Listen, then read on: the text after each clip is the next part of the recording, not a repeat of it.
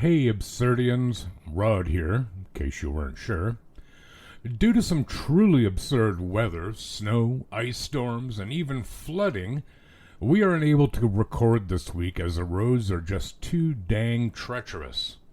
So we're bringing you a replay of one of our favorite episodes. This one aired on June 4th of this year. Also, we will be postponing our contest draw until next week. But please continue to like and share our show on your socials and kindly give us a 5-star review on your favorite streaming platform. So until next week, Absurdians, have a safe and happy New Year's. Take good care. The following podcast contains mature subject matter, adult themes, and may also contain profanity. You have been warned.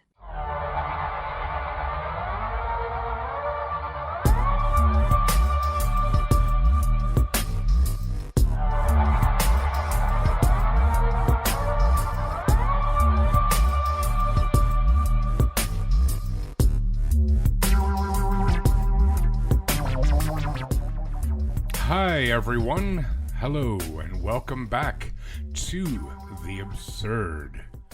This is a podcast about things that are absurd, things that are funny, freaky and frightening, old histories and mysteries, and just strange old goings-on, old and new, borrowed and blue. Borrowed and blue. Yeah, that's like from that wedding thing, you know? Yeah, I got it. Yeah? Yeah. Hey, that smell over there. That smell. No, I won't do that again. That is Mel. Hi, Mel. Hi. How are you? Great. Good. How are you? I'm okay. I'm really hungry. Yeah. Yeah. But we're not going to talk about food. No. Wow. Okay. We probably will, All but right. we're not going to right now. Okay. So things are good? You had a good day at work? Well, it was a day at work. Was it? Let's put it that way.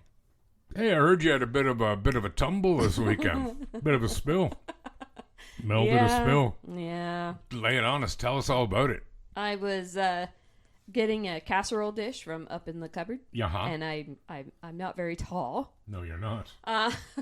So I had to get a chair out. All Just right. a regular kitchen chair. Yeah.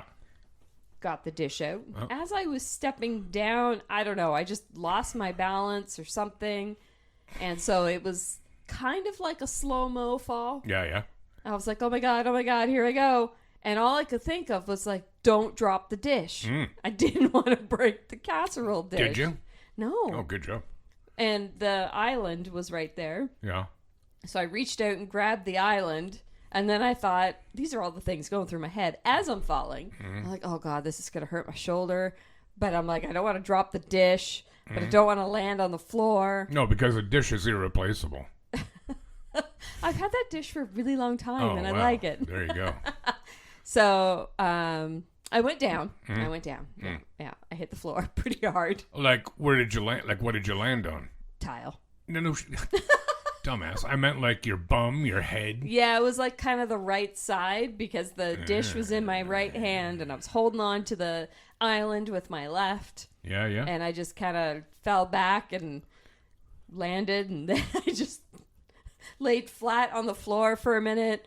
Addison comes around the corner, my daughter, and she's like looking at me with shock because like, why is Mom laying on the floor? Yeah. And she's like, okay, Mom. And I'm like, I think so. Yeah. Let's see. Your arms weren't bent at the elbow, straight up and kind of twitching? No. Okay, because that means, traumatic brain injury. Yeah, no, I didn't hit my head. Did not hit my head. Yeah. It was like tailbone, hip that took the most of it. Is your island built in? No. Oh, so it rolls? It doesn't roll. Oh, okay. No, it doesn't roll. But because that would have been pretty hilarious. No, if you pushed it hard enough, you could shift it. Right. It's Okay.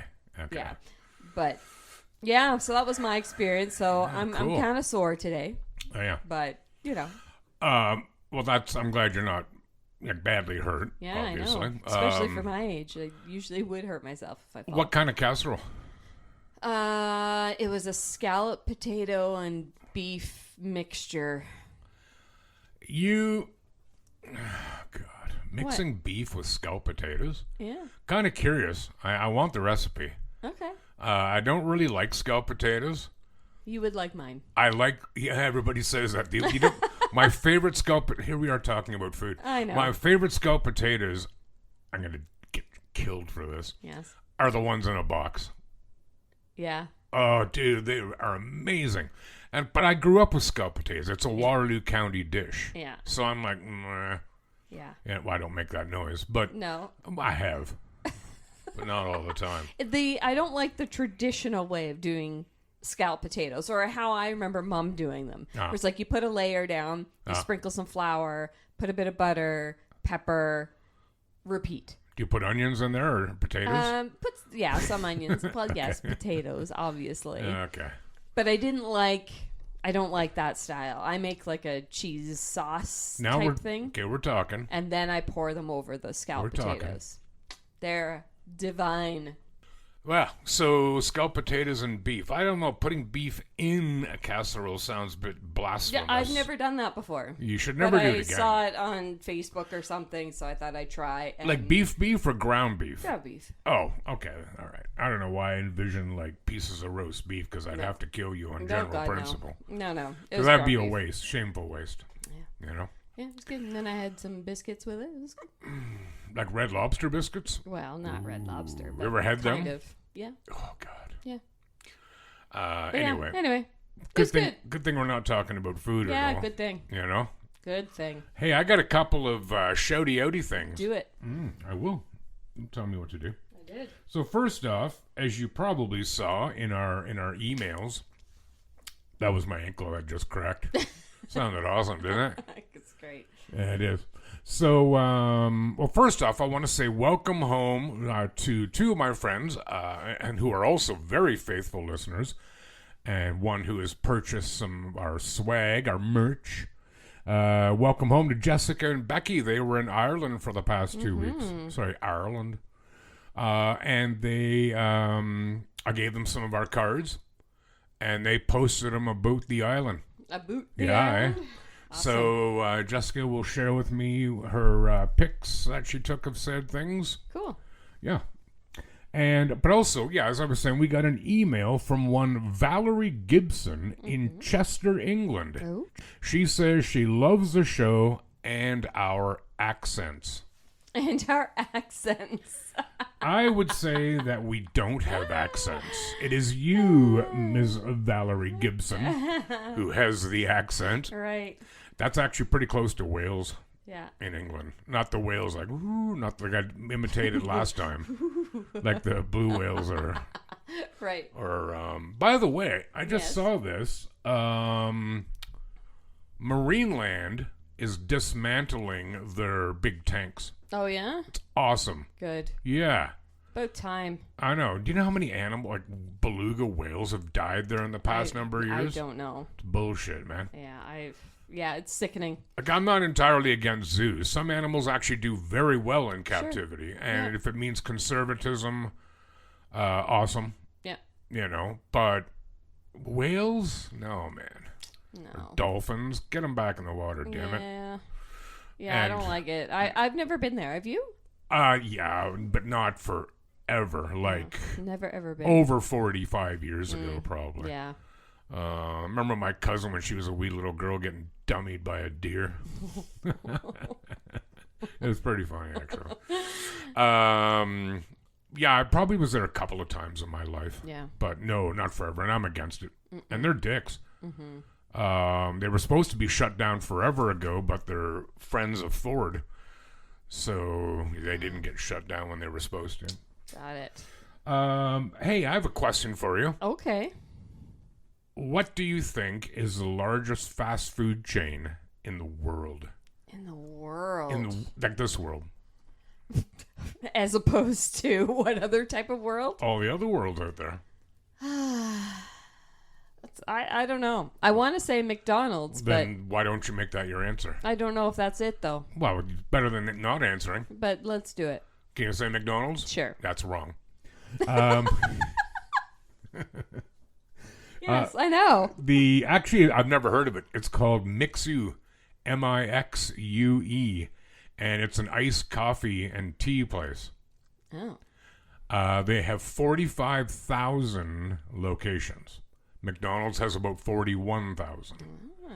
40,000 of those Mixu locations are all in China. I was going to say, it doesn't sound like an Americanized place, but hey, Yeah, I'm sure they're around somewhere. Could be good, dude. Could be. And could be here before you knows it. Knows it. But the what do you think the number one fast food chain is in the United States of America? Would you still... White Castle or something? Ew, I don't know. no, Jack in the Box? Subway. Subway? McDonald's is number 2. Well, Subways are cheap, right? You don't need a big kitchen. That's true. You barely need a kitchen. Yeah. You don't even need a kitchen. And less staff. Yeah. You know. But yeah, that's the truth. That's the truth about fast food. Do you like Subway? I don't hate it. Mr. Sub is better. Yep. And it's Canadian. Quiznos. But there's hardly any left. Yeah, they suck. They're American. You suck. You suck. Actually, they were pretty good. Yeah, so I think that's the end of my noteses. Your noteses? Yeah. You got some stories for us? Yeah. Or a story for us? Why don't you bring it on home? Sure. You like beer, right? Like beer? Like beer? I don't know that I've ever had it. Beer? Yeah, like I've... maybe. Just Maybe once. maybe No, a I sip. do love it. I admit that I have quite a yen for beer. All right. Why? Is this going to bring me down? No. Oh, good. No. This is actually some of the biggest parties in British history. Ooh, I like it. Yeah. Okay, cool. I like their drinking stories. They're Bring good. it. And they have great beer. Yes. Oof. Admiral Edward Russell's 17th century throwdown. Think you like to drink like a sailor? Maybe you should take a moment to reflect on what that truly means. The record for history's largest cocktail belongs to British Lord Admiral Edward Russell. In 1694, he threw an officers' party that used a garden fountain as the punch bowl. Whoa. The concoction? A mixture that included 250 gallons of brandy, 125 gallons of Malaga wine, which is a dessert wine from Spain. Yep. 1,400 pounds of sugar. What? 2,500 lemons.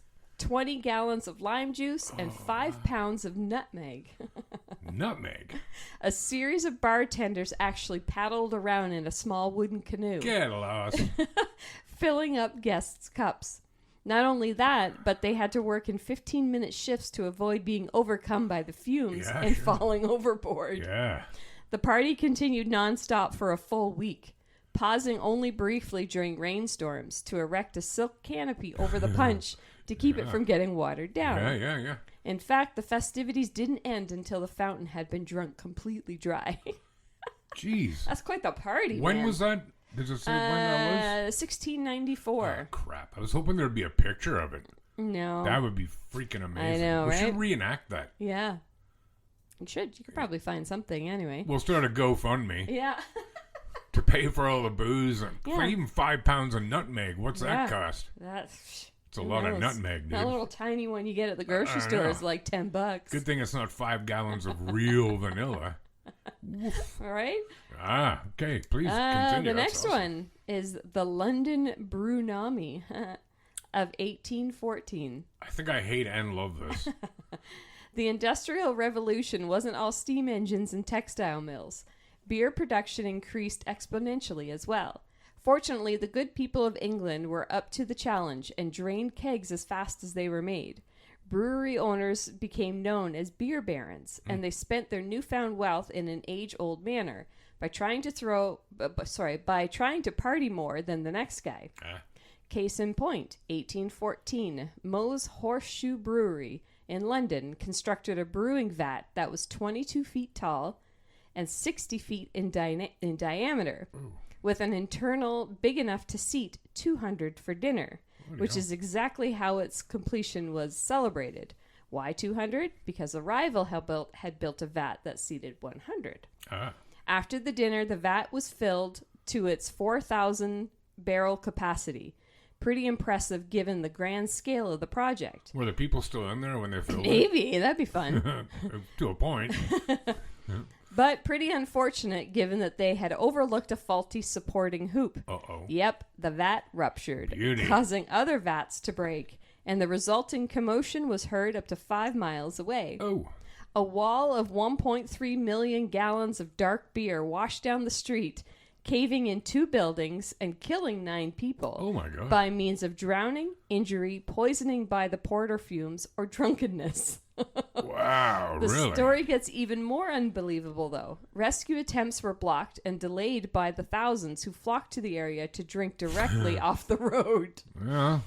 I mean, hey, when in Rome. I guess. Or in London. London. Yeah. And when survivors were finally brought to the hospital, the other patients became convinced from the smell that the hospital was serving beer to every ward except theirs. A riot broke out. No way. And even more people were left injured. Oh my God. Sadly, that's awesome. this incident was not deemed tragic enough at the time to merit an annual memorial service or reenactment. Oh man, they should. It's pretty I tricky to love that one. reenact that. That is awesome. I'd never heard of that. In 1609, the Dutch sent English explorer Henry Hudson westbound for a third attempt at finding the fabled Northeast Passage. A nearby mutiny forced him southbound, and upon reaching land, he encountered members of the Delaware tribe. To foster good relations, Hudson shared his brandy with the tribal chief, who soon passed out. But upon waking up the next day, he asked Hudson to pour some more for the rest of his tribe. From then on, the indigenous referred to the island as Come on. a big fancy word. No, let's hear it. Manachachnataniak. Oh my God, that was perfect. Yeah, sure. Literally means the high island. Really? And not high as in tall, Right, as right. in the place where we got blotto. Nice. Most people would agree that Manhattan has stayed true to the spirit of its name ever since. Oh, interesting. Okay. I have one more. Yeah, let's hear it. These are good. This one's called The Worst Aftertaste in History. Uh,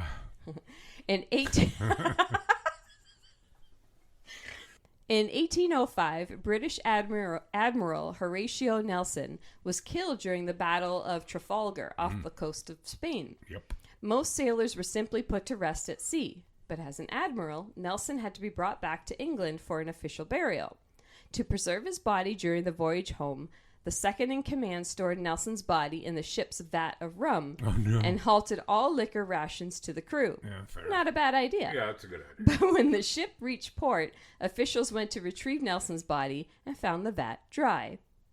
Disregarding good taste, in every sense, the crew had been secretly drinking from it the entire way home.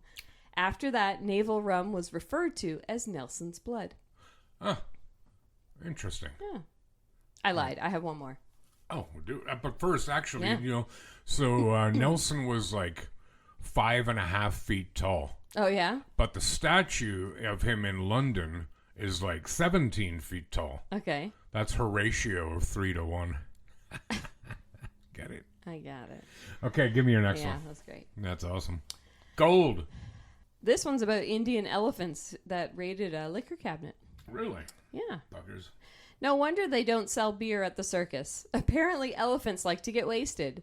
In fact, an outpost in the Indian Army in the jungle region of Bagadora has been under attack ever since a local herd of elephants raided the base in search of food and discovered the soldiers' entire winter rations of rum. Mm-hmm.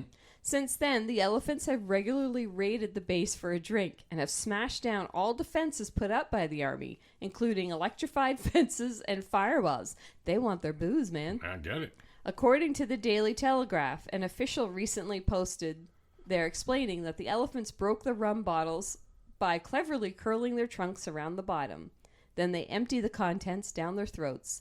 They soon got drunk, he said, and swayed around. They enjoy themselves and then return to the jungle. This is by no means a singular incident, though. The animal kingdom is well known for its ability to identify fruit that has become fermented. Anthropologists even believe this is how early man discovered alcohol, by observing the strange behavior of animals on a fruit bender. Really, eh? Yeah. You wouldn't want to, like, I don't know, be beside a drunk elephant when it decided, like, it was time to pass out. No, probably You not. know? Elephants are awesome, man. They are awesome. They're one of my favorite animals. Yeah. They are pretty cool. And giraffes, too. I like giraffes a lot. You know? Get that down your neck. That was cool, man. I didn't know about any of those incidents. That's, I think I like the first one the best. Yeah, that's a good one. Because it's so outrageously decadent. Yeah, I'm going to try to find something about that. Okay. Like something pictographical. All right. Pictographical. Yeah, good one, man. Good stories. I'm going to give you my... It's not really sad per se, but it's kind of like macabre. I'm going to do that story. And then I'll end with the lesser macabre. Cool? Cool. All right. Give it to me. Gather round, y'all. So, Hedviga Golik was a former nurse who lived in Zagreb in what is now Croatia. It's actually the capital of Croatia. Good beer in Croatia. Fantastic. She resided in an 18 square meter, 190 square feet, one-room attic apartment, isolated from the lower floors of the four-story building since 1961. The flat was provided by the building superintendent, who was formerly her boyfriend. Both were Jehovah's Witnesses, and it was reported that Hinkovic had been involved in the construction of the building, having received the attic apartment in lieu of payment. She was known to have a sister who worked as a school teacher in Zagreb, but they reportedly broke off contact due to quarreling. So this woman lived in this apartment. Her neighbor, Katica Kerik, described Golik as eccentric and prone to mood swings. She switched between being quiet and reclusive and extremely belligerent and hectic. She never socialized with other tenants, but was known for yelling at people for any reason and aimlessly running around the street. This could be me in a couple of years. I like it. Yeah.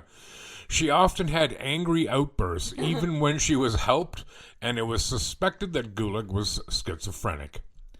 Kerik ran errands for her, such as buying groceries, but they never talked, as Golik would not leave her floor, instead lowering a bucket with money and a written list down the stairs with the items to be dropped off on Golik's doorstep.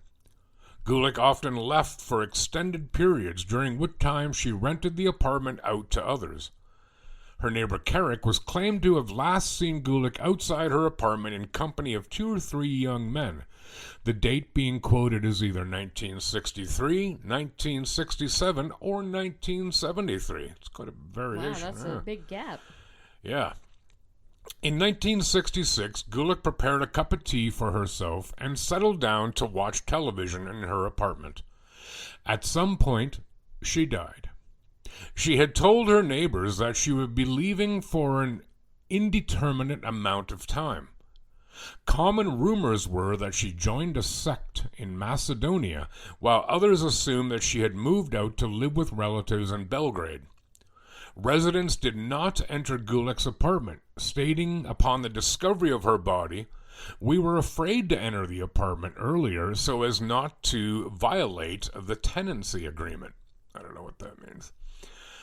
Zagreb police stated that Golik was never officially reported missing, but they did have a record of her disappearance through a neighbor from 1973. Now remember, she died in 66, right?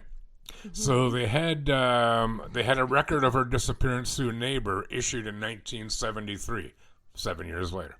Okay. An informal search for Golik in the early 1970s across Yugoslavia was unsuccessful. No family ever came forward. Got to remember, all these countries like Serbia, Bosnia, Herzegovina, Croatia, Montenegro, they were all part of a country called Yugoslavia, which broke up in 1990 or early 90s. Apparently the residents had noticed Golik's death as early as 1981, as a loan settlement was paid for by them. The death was not reported, however, as her neighbors argued over who would get ownership of Golik's apartment. The tenants believed that each of them had the right to at least 1 square meter, 11 square feet. Some had argued that the apartment was not owned by her to begin with, but the private dispute continued. In 1991, tenant representative Mirko Horvatic, I love saying these names, reported the apartment as abandoned to city authorities, but received no response due to the onset of the Yugoslav wars. Contradicting later police assertions, Horvatic stated that Golik was known to have been missing for 25 years by this point. In 1998, someone attached the following handwritten note, signed as City of Zagreb Census Commission, to the flat's front door. The note read, "Based on the law on inheritance for tenants, H. Golik was left without ownership, inheritance. Until the resolution of ownership rights, the tenants cannot take possession of the apartment, and any attempt to claim it is a criminal offense." The true author was not the city, but was rather an anonymous resident, but the neighbors believed the message and ceased their attempts to lay claim to the abode. In 2008, the building complex was to be renovated into condominiums with the agreement of residents. Only Golik had not responded to the request. 3 representatives broke open the attic apartment's door on May 12, 2008, and discovered Golik's dead body lying on her bed, wrapped in blankets, in front of her TV. Her teacup, which she had been sipping from, remained on a table next to her chair. Nothing in her home had been disturbed, though it was adorned with numerous cobwebs. The police removed her body from her apartment. An autopsy was unable to determine her cause of death, nor the exact time. The time of death was initially believed to be in 1973. The Institute of Forensic Medicine and Criminal Statistics conducted the autopsy, concluding that she most likely died during a cold season and that the isolated position of the apartment allowed the decomposition to go unnoticed and mummification set in. While the windows of the apartment were found open, Deputy Institute Representative Davor Strinovic said that the smell of rot should have been noticeable during the early stages. You'd think. Which neighbors claimed only became noticeable when the apartment was unlocked. A police spokesperson stated, "So far we have no idea how it is possible that someone officially reported missing so long ago was not found before in the same apartment she used to live in." No shit. Oh my God. The electricity was not turned off in the roughly 40 years since Golik's death. The bill was regularly paid by the original architect of the building, also residing in Zagreb, who died in 2005. Jeepers. So you did a search all across Yugoslavia, but never once thought to check in her where she lived. Right. Because why would we do that? And that would strike me as the most logical. The best place to start. Yeah. Really? Yeah. Okay, she's not in here. Let's search the rest of the country. Yes. Yeah. You know what I mean? Oh my God. That's wild, man. So she was dead for 42 years in her Before apartment. they found her. TV still on. I wonder if the tea would have still been good to drink. Well, I wouldn't recommend it. I wouldn't do it either. I mean, imagine how eerie that would be. And the whole place full of cobwebs. Yeah. Yeesh. Ugh, gross. I know. And how they didn't smell anything. Well, yeah. That's a weird one. I guess so. I mean, yeah, I agree. But obviously they didn't, right? Like, or at least they didn't say they didn't. No, wait. At least what? Yeah, they didn't say anything about it. They didn't say anything. Yeah. But they're like fighting over, I get this 11 square feet. No, I want that 11 square feet. How do they do that? Cabbage. Were they going to take the walls out and like divide up the apartment? I don't get it. No, that was weird too. Yeah, that was weird. Yeah. Life in Croatia. Mm-hmm. So yeah, that's my macabre story. You got one for us? Yeah. I'm pretty much on the edge of my seat. Let's hear it. You know, I like a good old airplane story when people start going crazy on airplanes. I would like it if I wasn't on it. No, well, as long as it's not the pilot. I wouldn't mind. Yeah, unless it's a pilot and co-pilot. Well, yeah, hey guys, we just did acid. Yeah. No, that's not cool. Look what I can do. Yeah. Who wants to do loop-de-loop? No. Stuart from Mad TV. Look what I can do. I don't know it. Yeah, whatever, dude. For shame. Yeah, likewise for you with Arrested Development. I tried watching it last week, and I couldn't. You're lame. I couldn't. If you agree with me that Mel is lame for not liking Arrested Development, please contact us immediately. Okay, go on with your little airplane story. Is it a little airplane or a big airplane? I'm not telling you. Yeah, well, you actually literally are going to tell me. I'm not going to tell you. I'm going to cut it out. You don't have any control over it. A British Airways flight attendant went missing in action during a recent flight from San Francisco to London.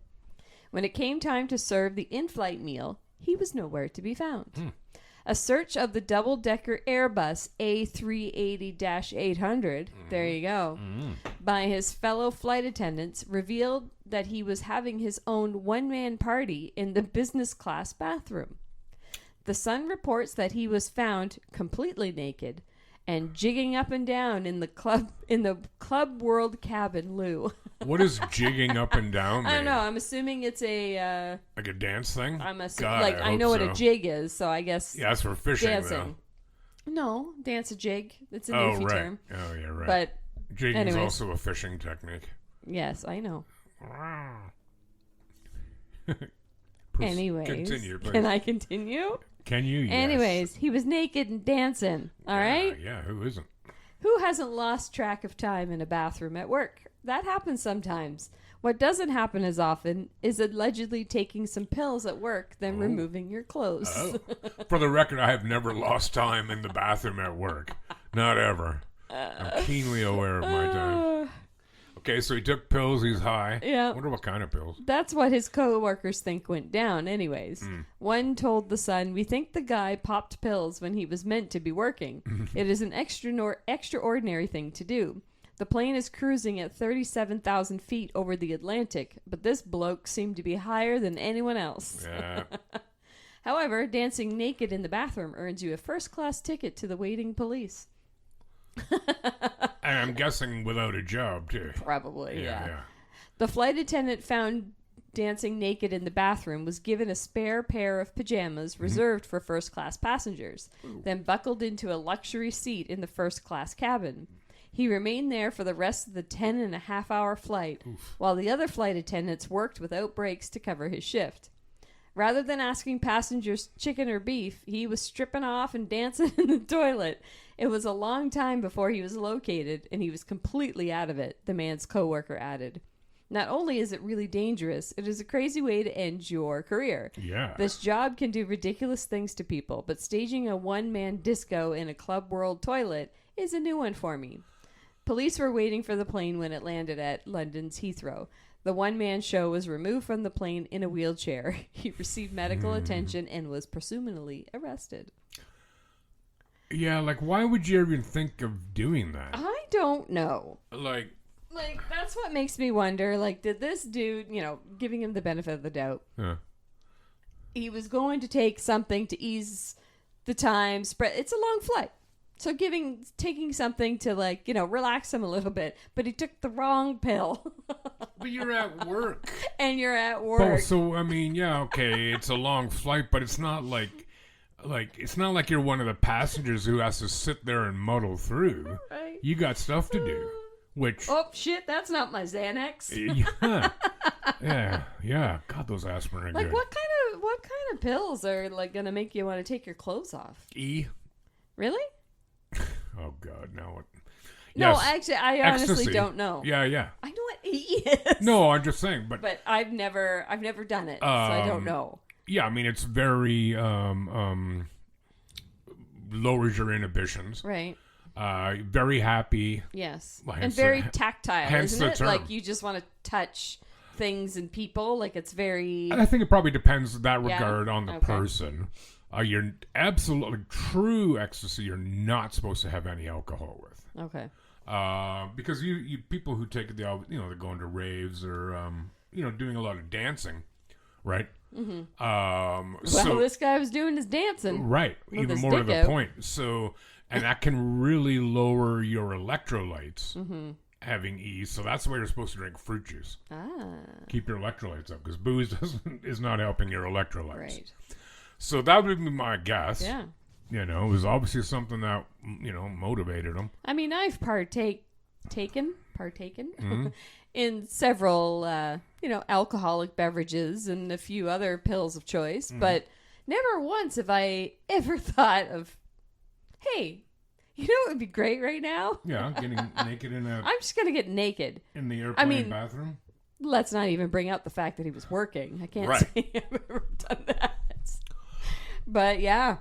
I've never really understood, like even like in high school, you know, some people would go to somebody's house at lunch or whatever and get loaded and come back to school. Why would you think that is not even a good idea? Let's kick that to the curb. Yeah. How could you view that as fun? I don't know. Right? Like it's like if I'm helping somebody move or work, I don't want beer during it. No. Nope. It's going to entirely rob me of my motivation. Afterwards, damn straight. Yeah. Let's get into her. Yeah. But it never... Keeping pants on, though, right?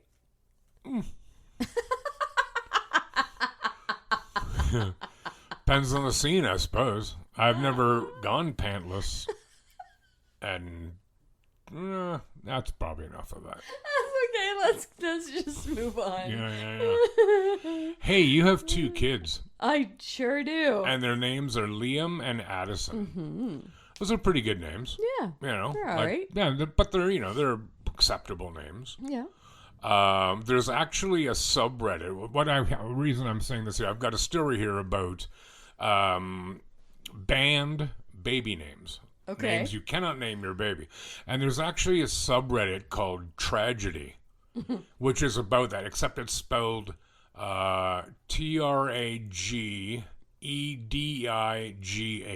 Okay. Because it's names that might sound normal. Look at the spelling and you're like, what the Yeah. Okay, so the Japanese government revises law on kira names. Kira meaning banned names. On Monday, just last week, the Family Register Act was revised in Japan in an attempt to crack down on so-called kira, which translates as sparkly names, Sparkly. such as Pikachu. So you can't name your baby Pikachu in Japan. It means parents in Japan will no longer be free to choose whatever name they like for their child. Now, actually, I'm going to ask you first, what do you think of that? Do you think the government should be able to say you can't name your child this? No. Really? No. No matter what? No matter what. Okay. All right. Unless it's really dumb. So you do have a codicil in there. I do. I have zero problem with the government doing that. Because your child's going to grow up. Sure. Are they going to get the shit beat out of them every day at school because of their dumbass name? That's not their fault. Sure. Yeah. But, yeah. You know, there's a lot of idiots in this world. Bullies are all idiots. Yeah. Why would you say, yeah, it's okay? I wouldn't. If you want to when you're an adult and you want to change your name to, I don't know, coffee table. Yeah. Knock yourself out. Now it's your choice. Yeah. Right? Yeah. Anyway.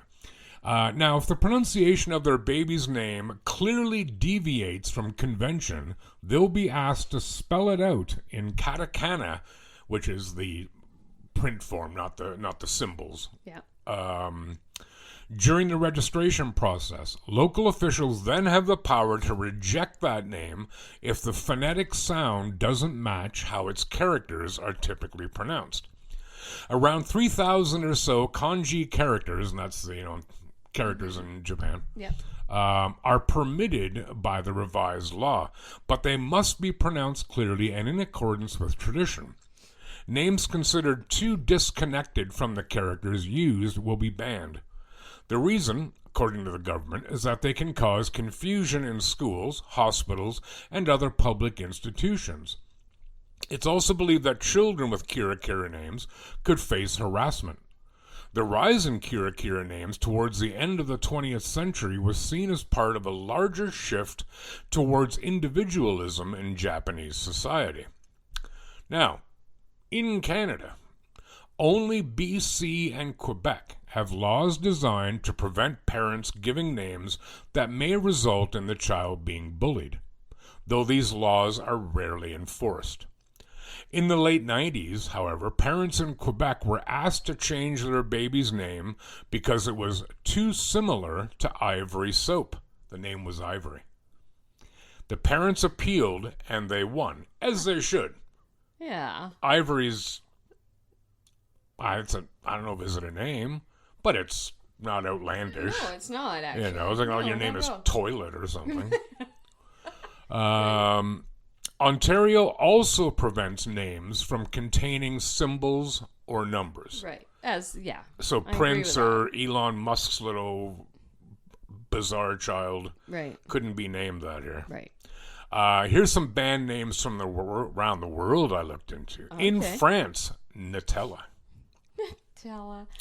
Okay. Get more of that. In Sweden, parents had to go to court for the rights to use the name Metallica, Lego, and Elvis. What? They all won.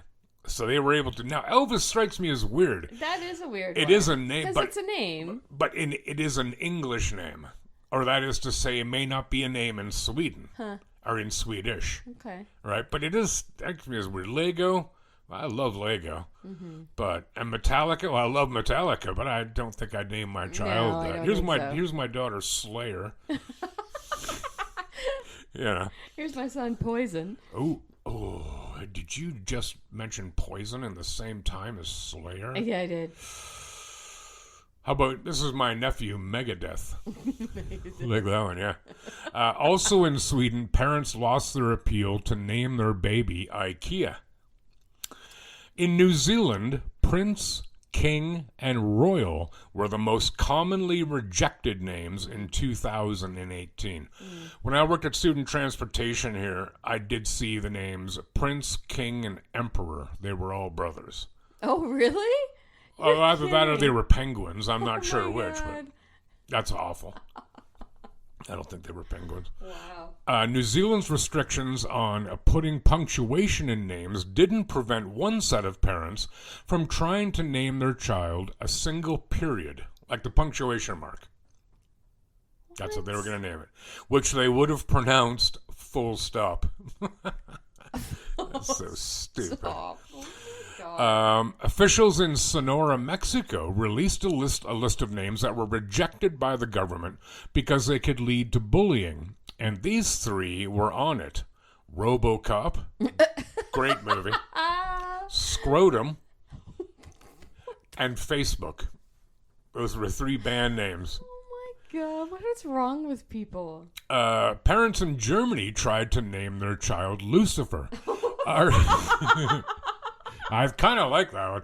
Arguing that the word was Latin for light bringing, which it is. That's not what I was thinking. But the Association for the German Language called it inappropriate. I wouldn't recommend that. I don't know.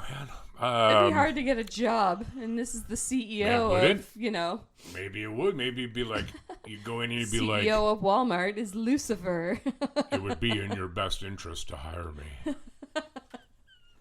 Yeah. Wow. Now, here we barely notice the difference between Sarah with an H and Sarah sans H. Yeah.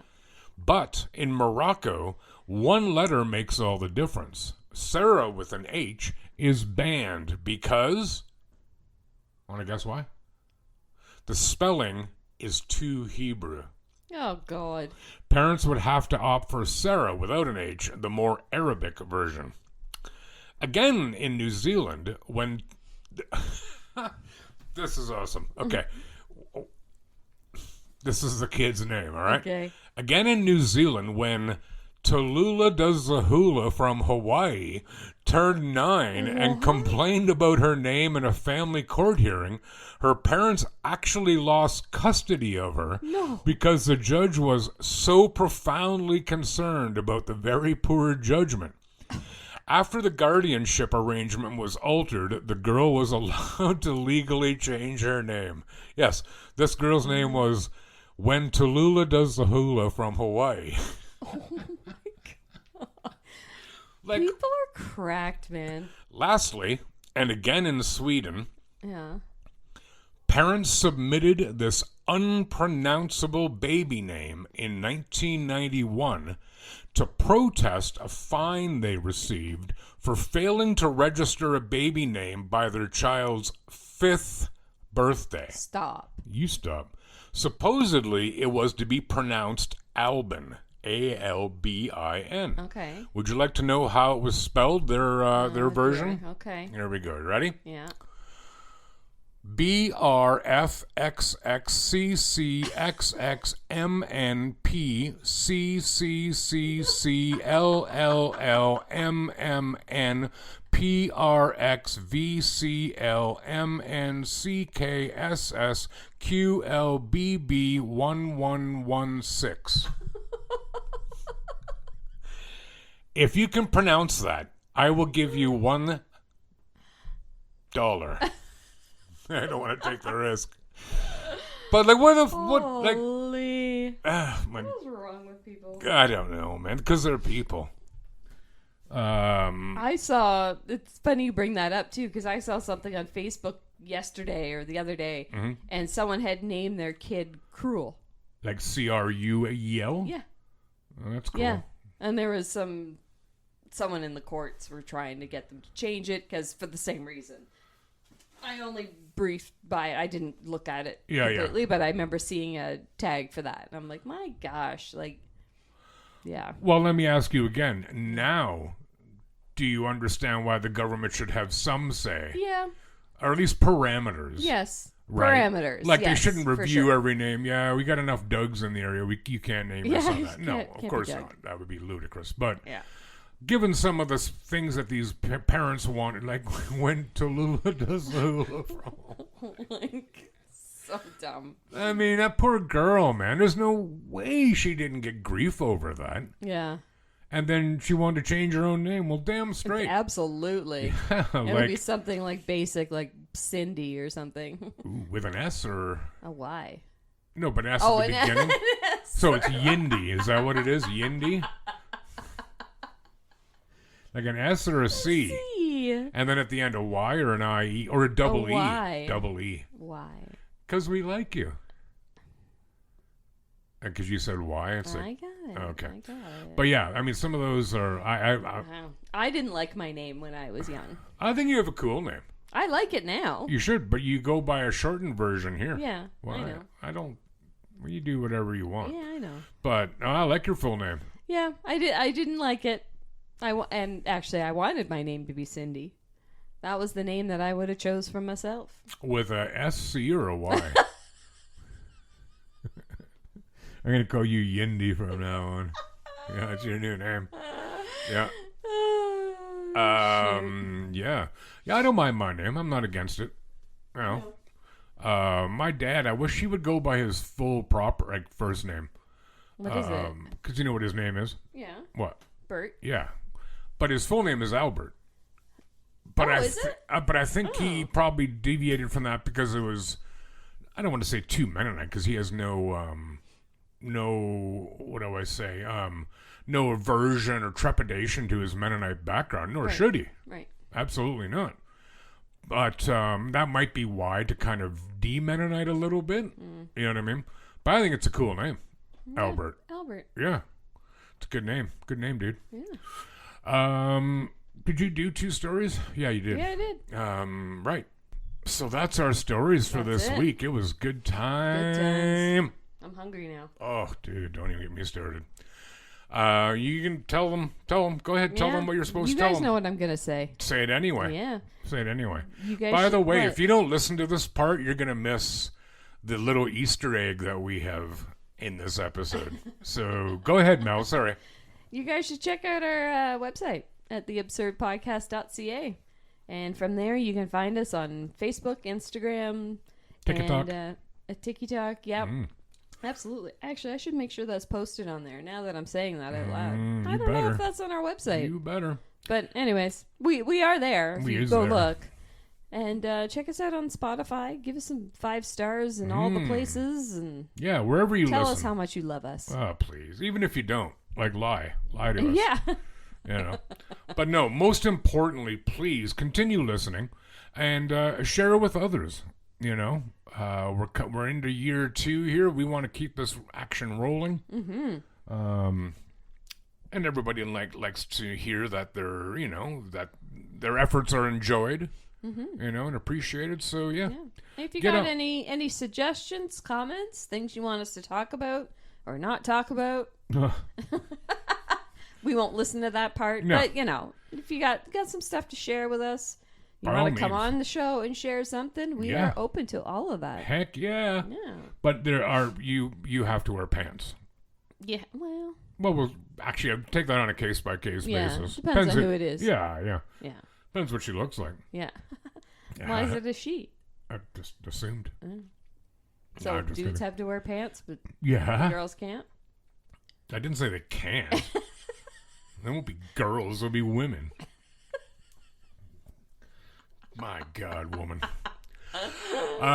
So anyway, do please continue to listen and please share with some others, and we will be back next week. Yes, we will. Right. So why don't you take care of yourselves and one another. Bye. Goodbye. P.S. There is no Easter egg.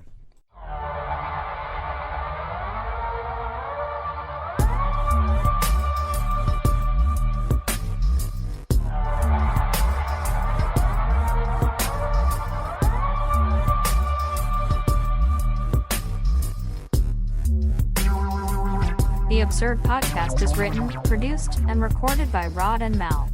Music by Audionautics.com.